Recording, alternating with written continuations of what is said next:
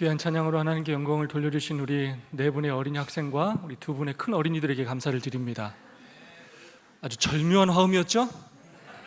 네, 우리 어린이 학생들이 교회 안에서 찬양 사역으로 또 여러 가지 다양한 봉사들을 통하여 믿음 안에서 훌륭하게 성장해 나갈 수 있기를 간절히 소망합니다.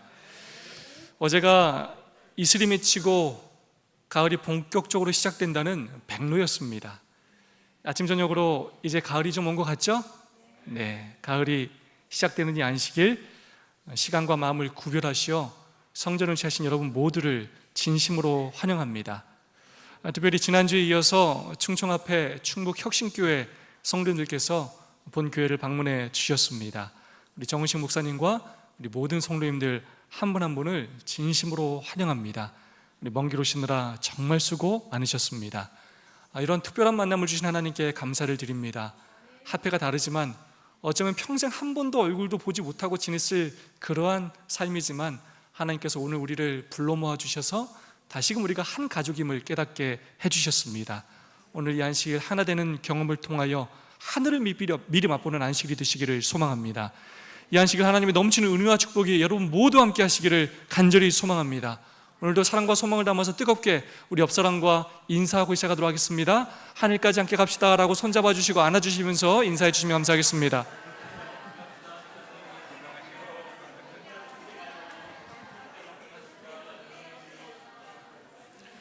우리 김민정 성도님 다시 한번 환영합니다. 네, 그리고 우리 영남 앞에 우리 성직교에서 우리 박진성 청년 이 안식일 함께 예배를 드리게 되었습니다. 여러분 큰 박수로 좀 환영해 주시면 감사하겠습니다. 여러분 혹시 재심이라는 영화에 대하여 들어보시거나 본 적 있으십니까? 아주 유명했던 영화죠? 네. 약촌오거리 택시기사 살인사건을 영화한 작품입니다. 근데 잘 아시는 것처럼 이 영화는 실화를 바탕으로 하였습니다. 내용을 잠깐 보겠습니다. 과연 1분 40초 동안 범행이 가능할까? 살인사건에 대한 재심을 청구합니다. 법으로 뭐 할 수 있는? 말해봐! 내가 법정에서 증명해 줄게. 너 절대 살인범 아니라고.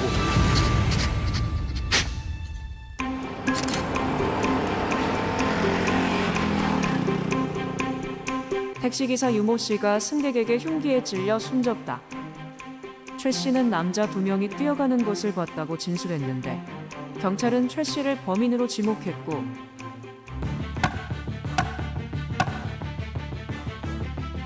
최 씨가 복역 중이던 때 진범이 나타나 살인을 고백했지만 법정이나 검찰에서 그냥 안 했다고 하면 아무 증거 능력이 없기 때문에 불구속 수사를 하게 된 것입니다. 그렇게 진범은 잊혀졌고 최 씨는 2010년 만기 출소했다. 박준영 변호사가 최 씨의 이야기를 듣고 누명을 벗기 위해서 오랜 시간 설득 끝에 재심을 청구한다. 저는 확신했습니다. 왜냐하면 진범으로 지목됐던 사람들이 자백을 하고 또 숨겨진 친구가 자백을 했고 또 10년 동안 억울하다는 주장을 계속 이어가 왔다는 거, 그게 의미가 상당하거든요.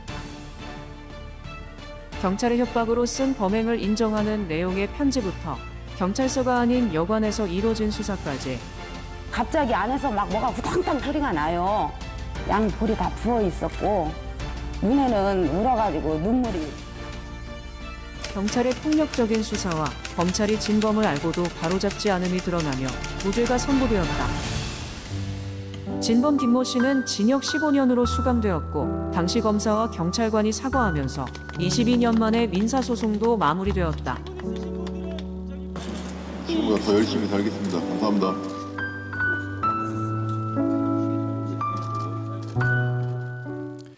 자신이 죽이지 않았는데 살인범으로 누명을 쓰고 감옥에 가면 여러분 얼마나 억울할까요? 정말 잠이 올까요? 처음에 재판 과정에서 1심에서는 혐의를 부인했었다고 합니다. 근데 왜 자신이 범인이라고 거짓 자백을 했느냐? 나중에 최 씨의 인터뷰를 보면 검사도 판사도 그 누구도 자신의 말을 들어주지 않았기 때문이라고 말했습니다. 그래서 당시 그가 할 수 있는 일이라고는 형량을 낮추기 위해서 거짓 자백을 할 수밖에 없었다는 것입니다. 그렇게 감옥을 가고 난 3년 후에 2003년에 진범이 김씨라는 그런 첩보가 들어왔다고 합니다. 실제로 혐의자인 친구에게서 당시 피 묻은 칼을 든 혐의자와 만났다는 증거까지 확보했습니다. 이 당시 군산경찰서의 경찰관 한모 씨가 구속영장을 청구하려고 했습니다. 하지만 허망한 결과가 그들을 막았었습니다. 검찰이 새 구속영장에 대해 불구속 수사를 하고는 무혐의로 풀어져 버린 것입니다. 왜냐하면 만약에 지금 새로운 진범을 인정하게 된다면 3년 전에 15살짜리 소년을 범인으로 몰아서 감옥에 넣은 것이 들통이 나게 되고 처벌을 받게 되기 때문이었습니다. 자신이 살인범이 아닌데 10년이라는 시간을 감옥에서 보낸다. 여러분, 그냥 억울해서 죽을 것 같지 않습니까? 이렇게 진범이 밝혀졌는데도 풀어주고 내가 여전히 감옥에 있다? 얼마나 억울하겠습니까? 재심을 해서 진범이 잡혔기에 다행이지, 그렇지 않았다면 억울해서 어떻게 살겠습니까? 이런 사건을 보면서 이 세상의 재판이 참 공유롭지 않다는 것을 느끼게 되었습니다. 죄악 세상이라 우리는 살아가면서 원치 않은 억울한 일을 참 많이 당할 수 있다는 것입니다.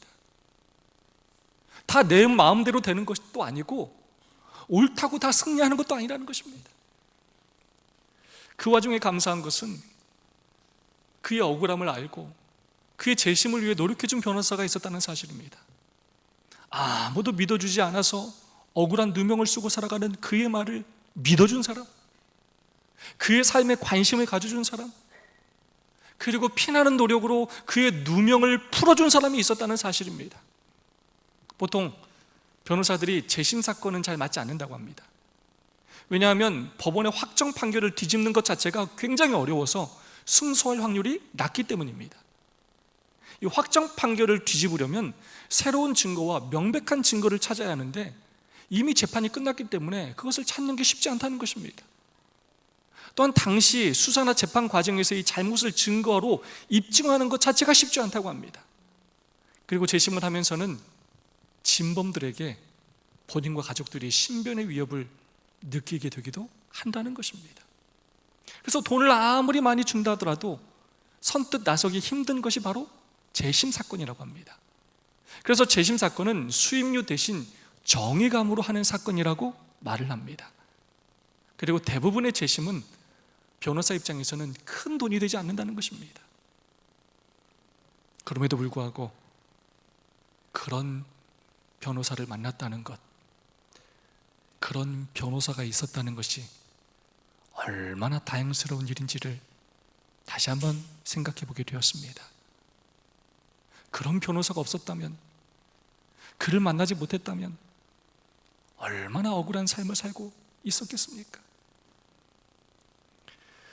왜 재판에 관련된 이야기를 하느냐? 바로 이번 주에 함께 묵상한 선지자왕 챕터 47장 여호수아와 이 천사의 내용이 바로 재판에 관련된 내용이기 때문입니다.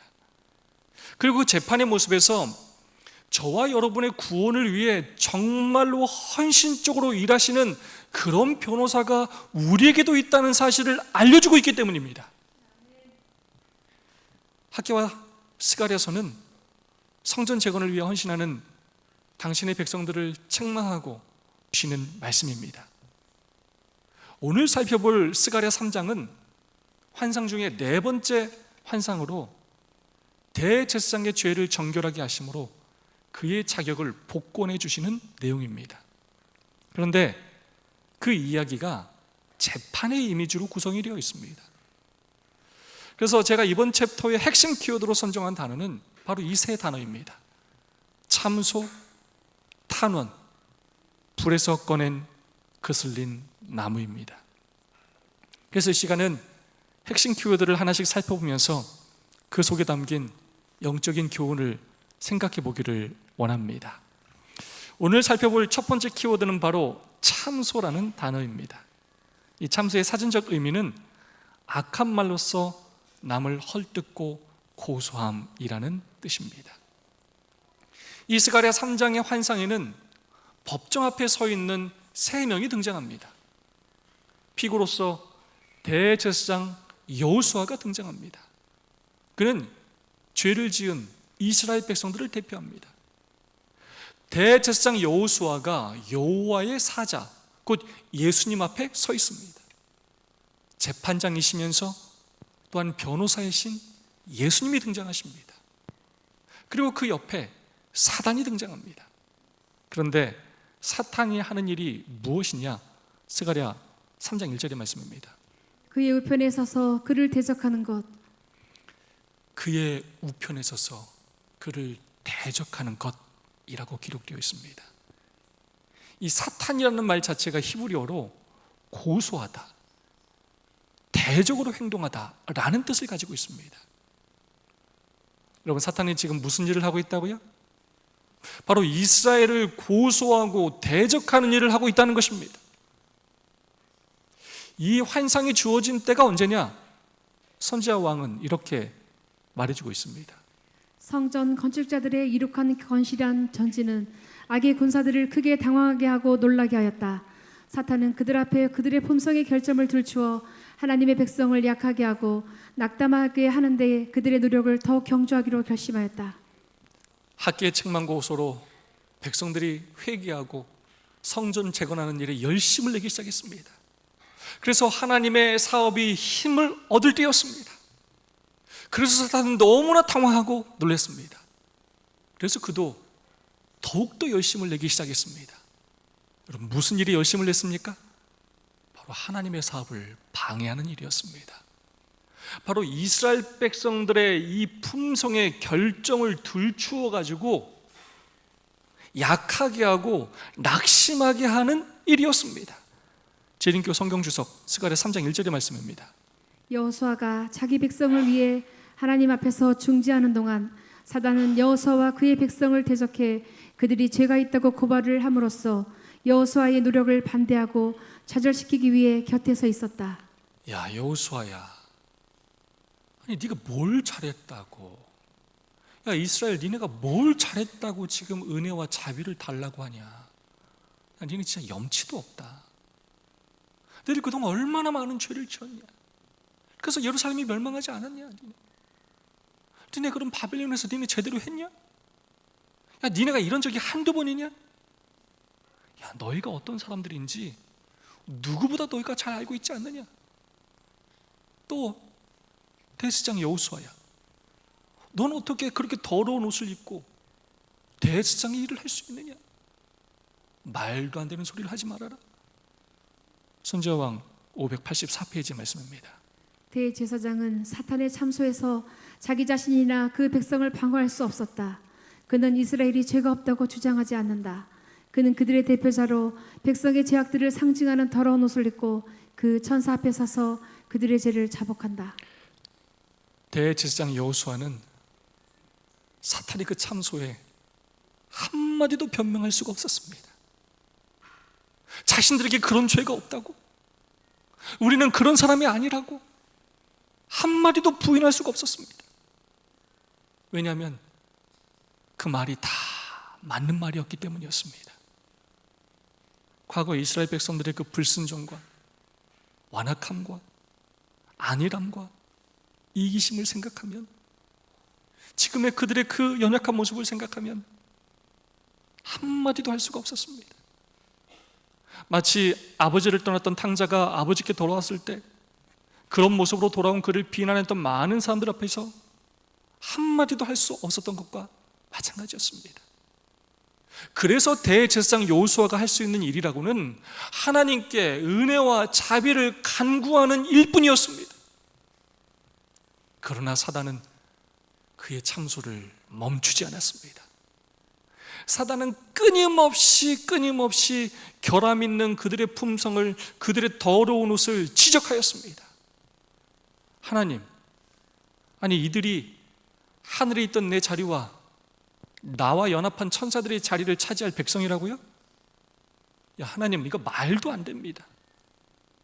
그들이 하나님의 율법을 순종하느라고 공언했지만 과연 이 사람들이 실제로 율법을 지키는 사람들입니까? 말로만 하지, 안식일에 교회만 오지 하나님의 율법을 지키는 사람들입니까? 그들은 하나님을 사랑하기보다 자기 자신을 더욱더 사랑하는 사람들이 아닙니까? 여전히 이기적이고 자기중심적이고 헌신하지 않으면서 그렇게 아까워하면서 조금 헌신하고 생색하며 살아가는 그런 사람들이 아닙니까? 그들은 여전히 세상의 사물을 사랑하지 않습니까? 하나님 믿는다고 하면서 여전히 죄된 생활을 하는 이들의 죄악을 바라보시기 바랍니다. 이들의 그 이기심, 이들의 이 악이, 이들의 이 서로 간의 성도들 간의 이 증오심을 보시기 바랍니다. 그들이 교회에서 서로 다투고 미워하던 그 증오심을 한번 보시기 바랍니다. 하나님, 이런 사람들이 하늘에 간다고요?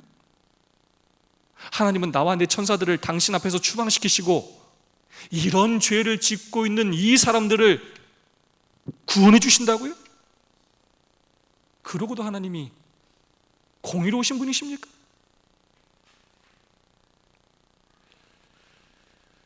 저는 선지자 왕에 기록된 이 사단의 참소에 관련된 글을 읽으면서 정말로 놀라지 않을 수가 없었습니다. 왜냐하면 이 적나라한 이 모습이 바로 저의 모습이었기 때문입니다. 신앙을 한다고 하지만, 목사로 살고 있지만 여전히 세상을 사랑하고 하나님께 욕을 돌리고 있는 나약함과 어리석음과 배은망덕의 죄로 가득 찬 저의 모습임을 보았기 때문입니다. 선지자왕 588페이지의 말씀입니다. 사단은 그가 하나님의 백성을 유혹해서 범하게 한 죄악들에 대한 정확한 지식을 가지고 있다.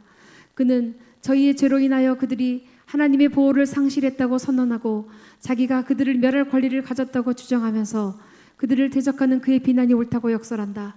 그는 자기가 하나님의 은총에서 제거된 것과 똑같이 그들도 그렇게 되어야 한다고 주장한다. 사탄은 우리 한 사람 한 사람의 약점을 정확하게 알고 있습니다. 우리가 어떤 점이 부족한지, 무엇을 건드리면 아주 난리를 치는지, 교회를 안 나온다고 하고 일 안 한다고 하고 싸우고 낙담하고 절망하는지 사단은 정확히 알고 있어요. 왜냐하면 바로 사탄이 늘 우리의 그 약점을 이용해서 늘 범죄하게 만들기 때문입니다. 그래서 그 사탄의 참소에 여호수아는 한마디 변명도 할 수가 없는 것이 사실이었습니다. 그게 진짜 나의 모습이기 때문이었습니다. 586페이지의 말씀입니다. 사단은 하나님께 용서와 은혜를 구하는 자들은 그것을 얻게 된다는 사실을 알고 있기 때문에 그들의 죄악을 제시하여 낙담시키려 한다. 사단은 하나님께 순종하려고 노력하는 사람들을 대적하여 끊임없이 고소할 기회를 찾고 있다. 사단은 그들의 최고의 받으실 만한 봉사까지라도 불순하게 보이도록 하려고 노력한다.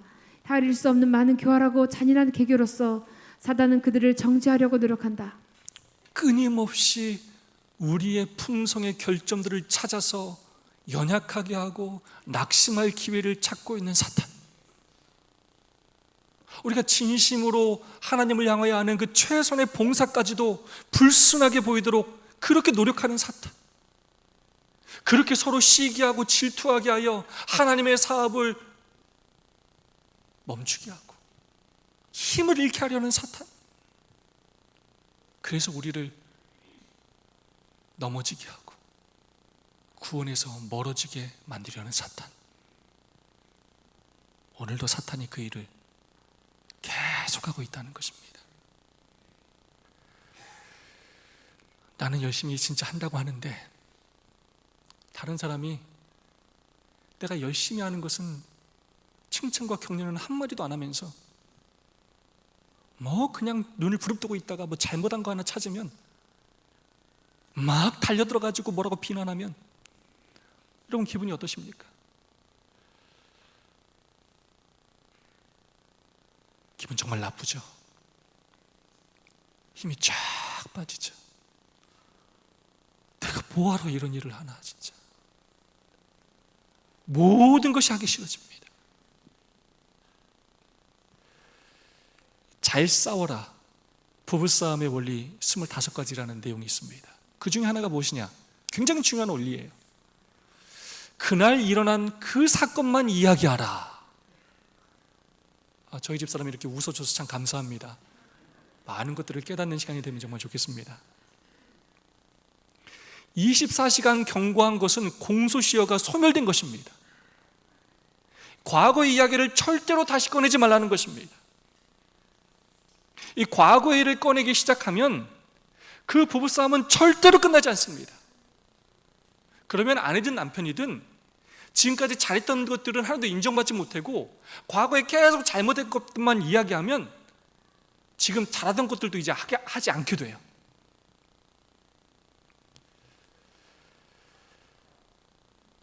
상처만 계속해서 커지고 관계가 깨어지고 결국 이혼할 수도 있는 것입니다.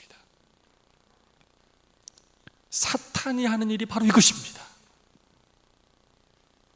우리가 하나님 앞에서 한 헌신과 봉사는 이야기하지 않고, 아니 그것까지도 불순하게 보이게 하면서 우리의 과거의 죄를 끊임없이 들추어내고 끄집어내면서 서로 이간질시키고 갈등하게 하면서 우리로 하여금 낙담하고 절망하게 만드는 일입니다.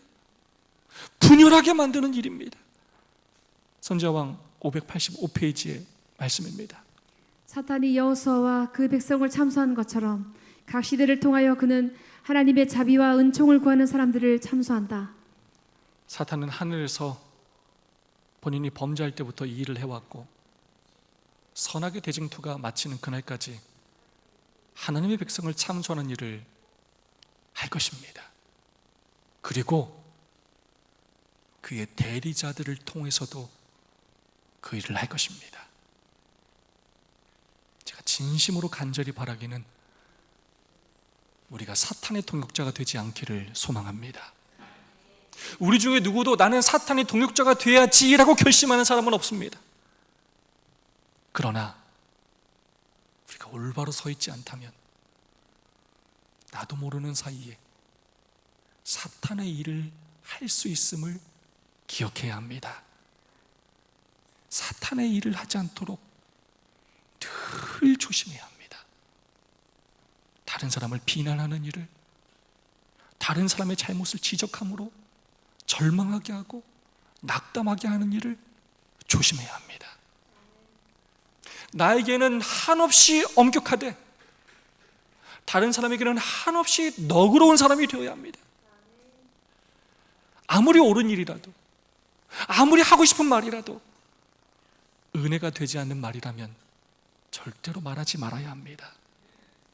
상대의 부족한 부분이 아니라 잘하는 부분을 더 즐겨 말해야 합니다. 더 용기와 힘을 얻을 수 있도록 격려해야 합니다. 사탄의 일이 아니라 하나님의 일을 하시는 저와 여러분이 되시기를 진심으로 간절히 소망합니다. 오늘 살펴볼 두 번째 키워드는 바로 탄원이라는 단어입니다. 사전적 의미는 사정을 하소연하여 도와주기를 간절히 바람이라는 뜻입니다. 선지자왕 586페이지의 말씀입니다. 인간이 자신의 힘으로는 원수의 비난을 막을 수 없다. 인간은 죄로 물든 옷을 입은 채 자기의 죄를 자복하며 하나님 앞에 선다. 그러나 우리의 대변자 예수께서는 회개와 믿음으로 자기의 영혼을 지켜주시도록 당신께 맡기는 모든 사람을 위하여 열렬히 탄원하신다. 예수께서는 그들을 위하여 변호하시고 갈바리의 힘 있는 논증으로 그들의 참소자를 이기신다. 여러분이 얼마나 감동적인 구절입니까? 우리의 죄를 너무나 잘 알고 우리를 끈질기게 열심히도 그렇게 들추어내며 참수하는 그 사단보다 우리를 더 잘 아시고 우리 연약함을 불쌍히 여기시며 우리를 구원하시기를 소망하시는 우리의 중보자이신, 우리의 개인 변호사이신 예수 그리스도가 계시다는 것입니다. 우리를 위해 자신의 생명을 버리시면서까지 탄원하시는 예수 그리스도가 계시다는 것입니다. 그리고 예수님께서 참소자인 그 사단을 마침내 이기신다는 것입니다. 재판에서 승리하게 하신다는 것입니다. 우리를 그 죄에서, 억울함에서 자유롭게 해주신다는 것입니다. 스가랴 3장 2절의 말씀입니다. 사단아, 여호와가 너를 책망하노라. 예루살렘을 택한 여호와가 너를 책망하노라. 여러분, 사실 누가 책망받아야 합니까? 하나님 앞에 범죄한, 그렇게 불순종한 이스라엘이 우리가 책망받아야 하지 않습니까? 그런데 하나님께서 누구를 책망하십니까? 바로 이스라엘을 참소하는 사단을 책망하고 계십니다. 왜입니까? 바로 여호수아의 그 자비와 은혜를 간구하는 그의 회개 기도를 받아주셨기 때문입니다. 비록 더러운 옷을 입고 있었지만, 대제사장으로서의 자격이 없었지만, 하나님 앞에 나와서 하나님의 은혜와 자비를 구했기에 하나님의 백성으로 회복되었기 때문입니다. 예루살렘을 택한 여호와가, 예루살렘이 하나님의 백성으로 회복되었기에 예루살렘을 책망하는 것은 곧 하나님을 책망하는 것이기 때문이었습니다. 그래서 하나님께서 사탄을 책망하셨습니다. 선지자왕 587페이지의 말씀입니다. 참회와 믿음으로 그분의 보호를 구한 사람들은 한 영혼이라도 원수의 세력 아래 들어가도록 그리스도께서 허락지 않으실 것이다. 이 선지자왕의 말씀을 읽으면 한 줄도 글을 긋지 않을 곳이 없어요. 참회와 믿음으로 그분의 보호를 구한 사람들은 한 영혼이라도 원수의 세력 아래 들어가도록 그리스도께서 허락지 않으실 것이다. 하나님은 하나님의 은혜와 자비를 구하러 나오는 그 어떤 죄인도 거절하지 않으십니다. 아무리 큰 죄를 지은 죄인이라도 하나님의 보호를 구하는 사람을 끝까지 보호해 주십니다. 너무나 죄가 많아서, 너무나 염치가 없어서 하나님께 무릎을 꿇지만, 기도하려고 하지만 한마디도 내뱉지 못하는 우리의 상한 심령과 아픔을 우리 하나님은 모두 아십니다. 그리고 그 마음속의 기도까지도 우리 하나님은 받아주십니다. 우리의 남몰래 흘리는 눈물과 우리의 작은 신음까지도 다 보시고 들으시고 받아주십니다. 우리의 변호사이신 예수님은 사랑과 자비와 은혜가 풍성하신 하나님이십니다. 찬미가 157장 우리는 주님을 늘 멀리하나의 가사입니다. 옛날에는 제목이 우리는 주님을 늘 배반하나였어요. 가사가 이렇습니다. 우리는 주님을 늘 멀리하나, 잠깐 멀리하는 게 아니에요. 늘 멀리하나. 주 예수 여전히 날 부르사 그 참되신 사랑을 베푸시나니 내 형제여 주님을 곧 따르라. 주 널 위해 비네, 주 널 위해 비네, 주 널 위해 비네, 널 위해 비네. 무거운 짐 지고 애타는 인생, 주 예수께 돌아와 곧 믿으라. 내 주 예수 그대를 돌보실 때 참 복락과 안위가 늘 있겠네. 주 널 위해 비네, 주 널 위해 비네, 주 널 위해 비네, 널 위해 비네. 후렴에 널 위해 비네가 왜 이렇게 많은지 몰라요. 제가 이 참회를 묵상하면서 뭘 깨달았냐면, 하나님이 정말로, 예수 그리스도께서 정말로 우리를 위하여 엄청나게 많은 탄원을 하고 계시다는 것입니다. 계시록 12장 10절의 말씀입니다. 우리 형제들을 참수하던 자, 곧 우리 하나님 앞에서 밤낮 참수하던 자. 사탄은 우리를 밤낮 없이 열심히 참수합니다. 정말 열심으로 일합니다.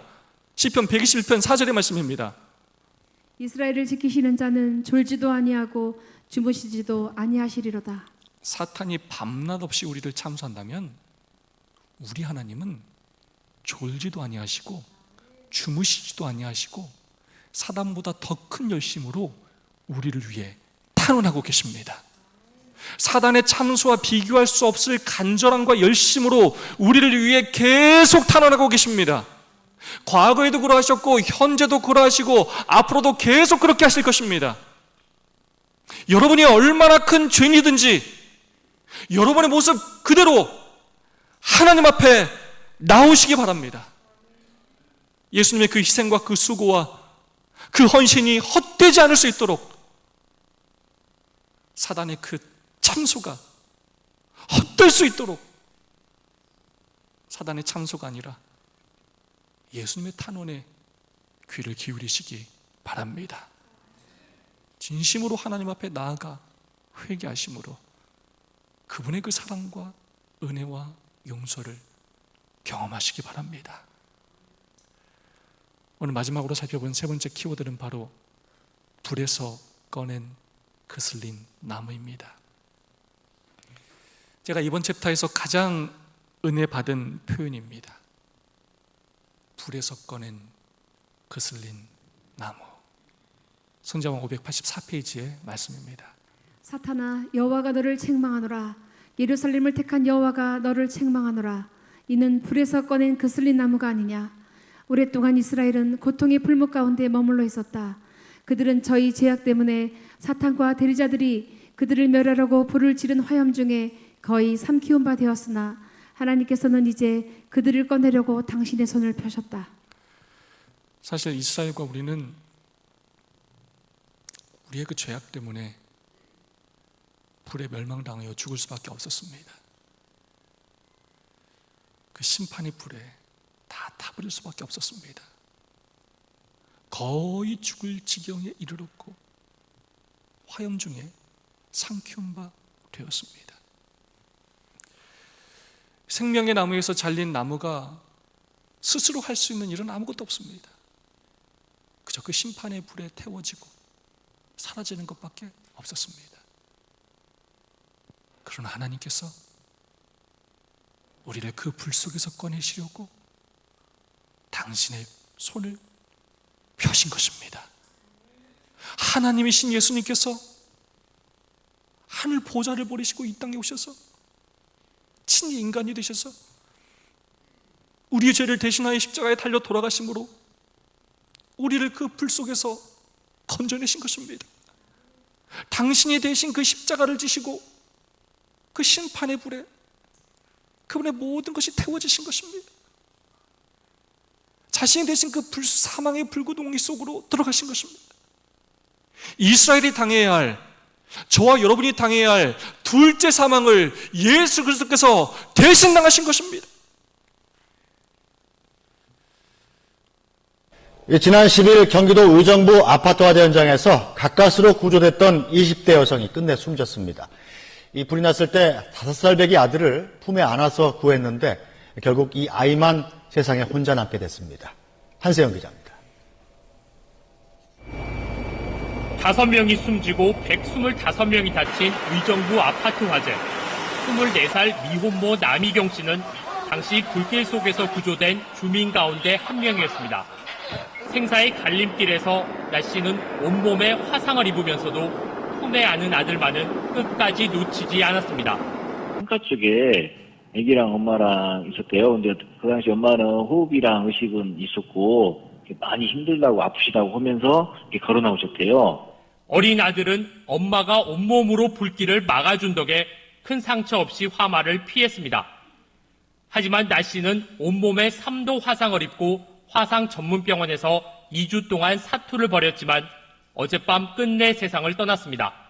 어릴 적 고아가 된 나 씨는 한때 입양됐지만 다시 홀몸이 됐고 미혼모로 아들을 혼자 키워온 곳으로 전해졌습니다.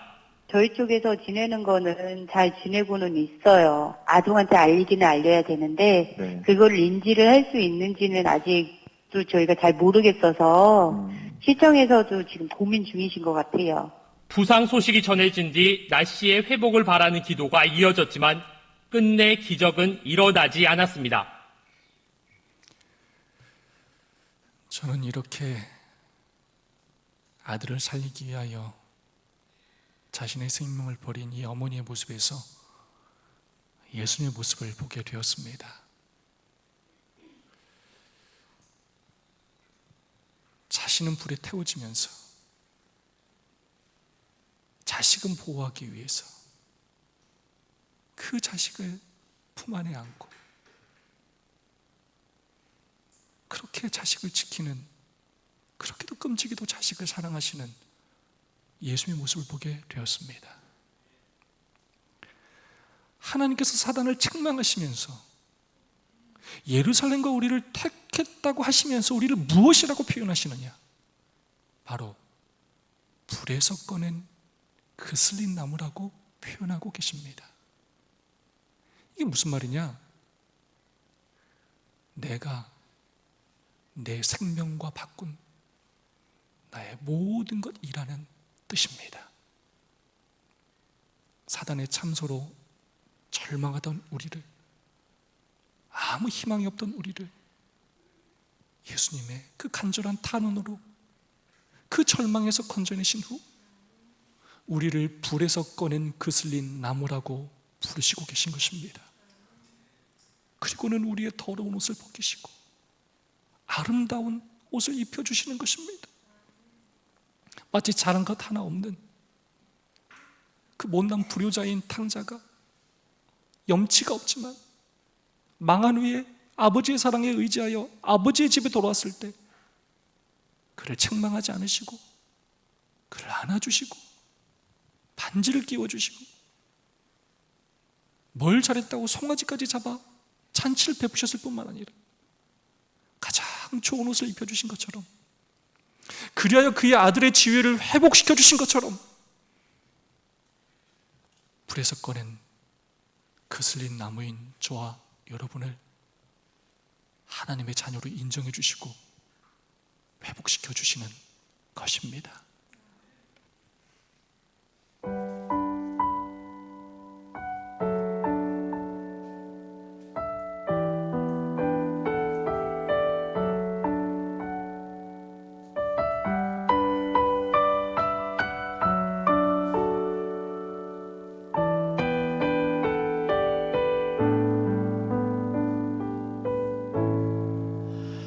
내 평생 살아온 길 뒤돌아보니 짧은 내 인생길 오직 주의 은혜라. 내 평생 살아온 길 뒤돌아보니 짧은 내 인생길 오직 주의 은혜라. 주의 은혜라, 주의 은혜라. 내 평생 살아온 길 주의 은혜라, 주의 은혜라. 더함이 없는 사랑 알려갈 길 모두 마친 후 주 얼굴 볼 때 나는 공로 전혀 없도다 오직 주의 은혜라.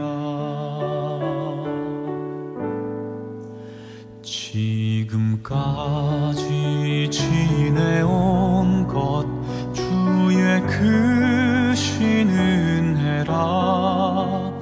한이 없는 주의 사랑 어찌 이루 말하랴.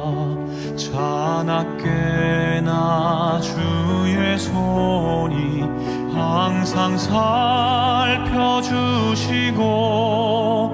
모든 일을 주 안에서 형통하게 하시네. 주의 은혜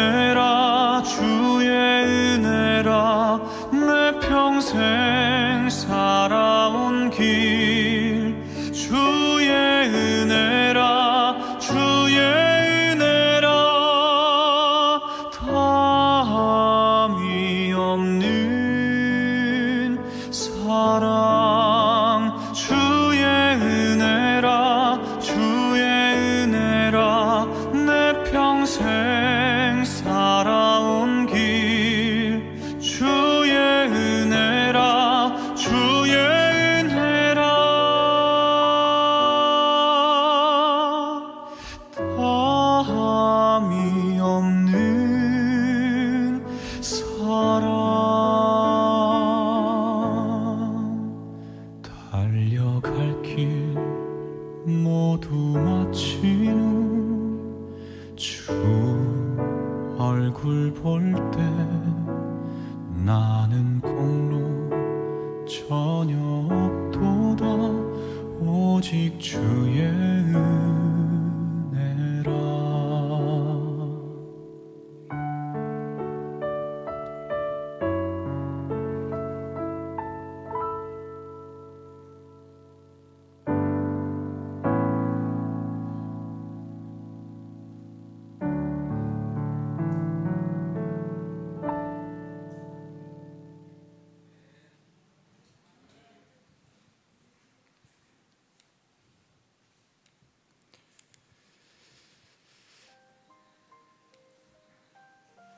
그렇게도 참소할 것이 많은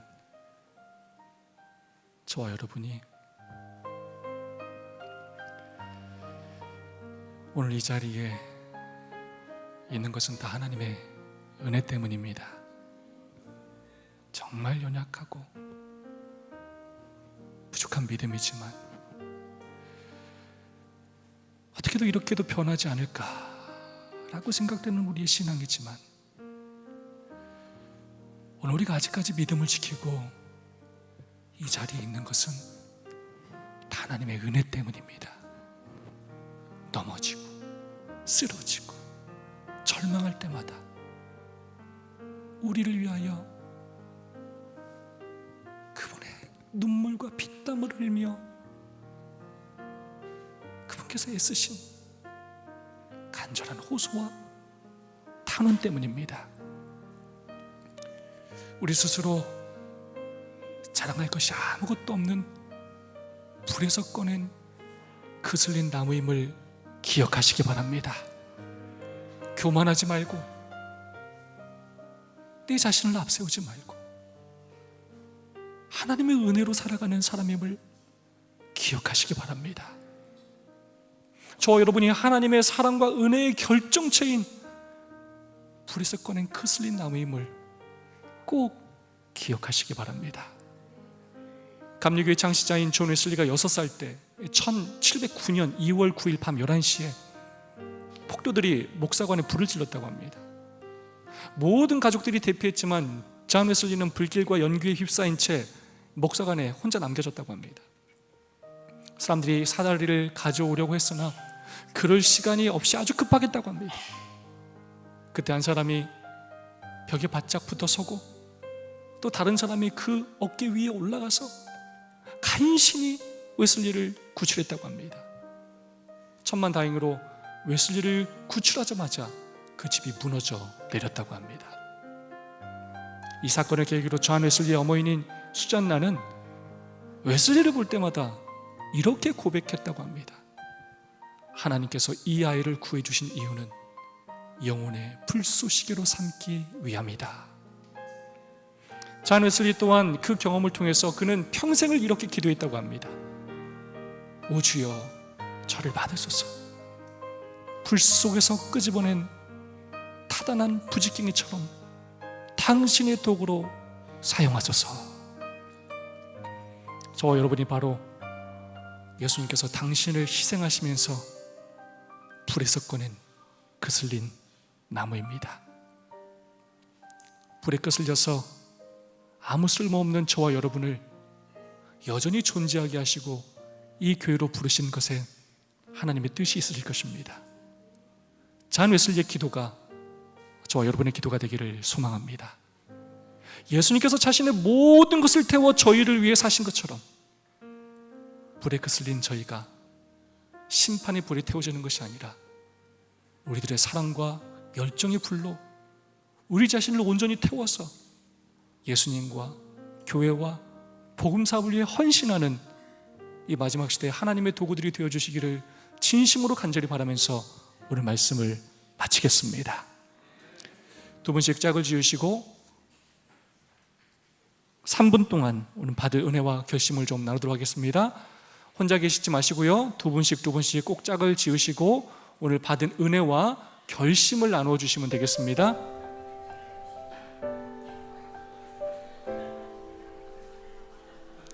네, 혼자 계신 분이 없이 자리를 좀 이동해 주시고요, 오늘 받은 은혜와 결심을 꼭 나누어 주시기를 부탁드리겠습니다.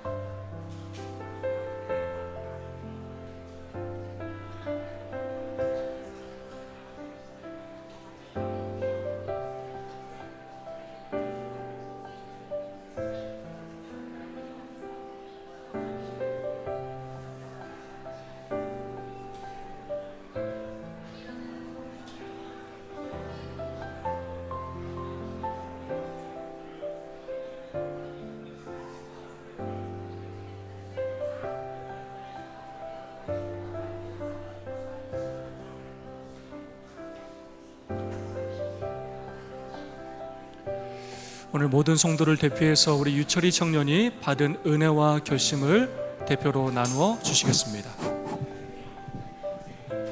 네, 안녕하세요. 오늘 이 설교를 듣고 이 모든 것은 이제 저희가 이제 하나님을 믿는다는 것은 자아를 버리는 과정이라고 좀 생각을 합니다. 여기 목사님께서 불쏘시개 이제 자기 자신 다 태워지고 아무 쓸모없는 존재를 이제 주님께서 쓰신다고 하셨다는 것은 저희가 아무 쓸모가 없다는 것을 저희가 깨닫는 과정이라고 생각합니다. 저희가 항상 보면은 자아가 항상 나오잖아요. 저 장로님은 뭐 수백만 원, 수천만 원씩 기부를 하시는 나는 뭘까? 아니면 저 장로님은 저렇게 열심히 활동을 하시는데 나는 뭘까라는 것 자체도 자아라고 생각을 합니다. 그 자아를 모두 버리고 이제 하나님을 믿는 과정을 이제 모든 사람마다 다 시간이 다르듯이 이제 그 시간을 거쳐 간다면 이제 결국에는 그 끝만 놓지 않는다면 결국에는 이제 하나님 오시기 전까지 저희가 모든 성도님들이 훌륭한 사람이 되실 거라고 믿어 의심치 않습니다. 그리고 저도 그렇게 되는 이제 착실한 이제 예수님의 자녀가 되기를 저도 제 자신을 위해서 기도하겠습니다. 감사합니다. 네, 우리 이철이 청년을 주님의 이름으로 축복합니다. 헌금하시는 시간입니다. 9일 오직 너희를 위하여 보물을 하늘에 쌓아두라. 거기는 좀이나 동록이 행하지 못하며 도둑이 구멍을 뚫지도 못하고 도둑질도 못하느니라. 마태복음 말씀입니다. 헌금하시겠습니다.